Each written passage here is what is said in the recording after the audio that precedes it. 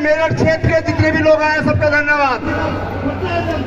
राष्ट्रीय महिला विंग के अध्यक्ष अम्बेडकर के बारे में क्या कहते हैं मनुवादी। मेरे मेरठ में कचहरी पर एक प्रतिमा लगी हुई है बाबा साहब की।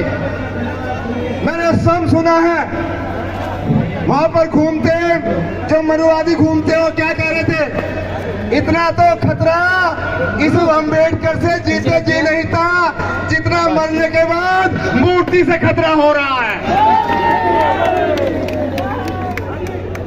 तो बाबा साहब डॉक्टर अम्बेडकर की मूर्ति से हटाई गई है कि जीते जी बाबा साहब ने तो परेशान हमें करा ही करा, मरने के बाद भी इनकी मूर्तियां हमें परेशान कर रही हैं, इसलिए सब परेशान हैं। और बाबा साहब डॉक्टर अम्बेडकर से क्यों खूब पा रहे हैं कि बाबा साहब ने सबसे बड़ा काम इस भारत में क्या किया कि इनकी व्यवस्था को पलटा।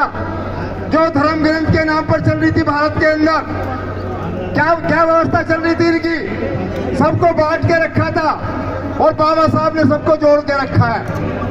तो बाबा साहब ने इनके धर्म ग्रंथों को पलटा। इनका धर्म ग्रंथ क्या कहता है, एक पढ़ेगा एक लड़ेगा, एक पढ़ेगा एक लड़ेगा, एक करे व्यापार और तुम सबकी सेवा करोगे, ऐसा था इनके ग्रंथों में अधिकार। बाबा साहब ने जब संविधान लिखा, संविधान में क्या लिखा बाबा साहब ने, सब पढ़ेंगे सब लड़ेंगे, सब पढ़ेंगे सब लड़ेंगे, सब करो व्यापार और सबकी सेवा सब करेंगे, ऐसा दिया मेरे भारत के संविधान में अधिकार। तो बाबा साहब ने पूरी सत्ता को पलट दिया देश के अंदर। आज उसका परिणाम है क्या आप तमाम लोग यहाँ पर दिखाई पड़ रहे हैं।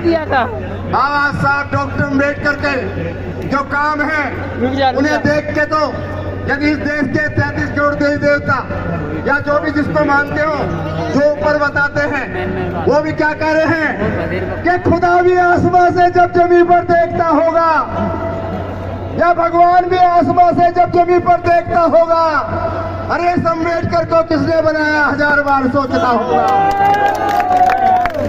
जो काम देवी देवता नहीं कर पाए, अंधों को नौकरी, सबसे ज्यादा अंधे मनुवाद में, रगड़ों को नौकरी, विपस्तों को नौकरी, सभी सामाजिक लोग जो है जिनके 4 हाथ 2 हाथ कर रहे हैं तो उनको नौकरी है। तो बाबा साहब ने जो धर्म ग्रंथों के आधार पर देश के अंदर अलगाव हुआ था उसे खत्म किया है। ये 9 अगस्त का कार्यक्रम हमारे जिम्मेदार सभी जो कमेटी बनाई गई थी, राष्ट्रीय मुख्य सचेतक डॉक्टर A.R. जोशी साहब, संरक्षक गौतम जी, DC कबीर साहब, भानु प्रताप एडवोकेट जी और तमाम टीम के जितने भी लोग, सभी ने मिलजुल कर सभी संगठनों का, और सबसे पहली बात कि किसी संगठन के रूप में यदि स्वीकृति दी है तो बाबा साहब द्वारा स्थापित समता सैनिक दल को स्वीकृति दिया तमाम संगठनों ने, क्योंकि समता सैनिक दल को भी 100 वर्ष होने जा रहे हैं।